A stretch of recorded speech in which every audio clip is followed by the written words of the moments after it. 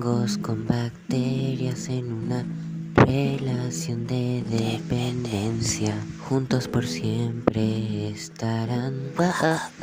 Juntos por siempre estarán. El hongo sabe mucho de ti, ¿no es verdad? Sin embargo, eso solo es superficialidad. Una bacteria positiva termina siendo posesiva y luego te enojas cuando se vuelve negativa. Al hongo no le molesta y a la bacteria le da igual. Entonces yo los miré y dije, son líquenes, ¿verdad?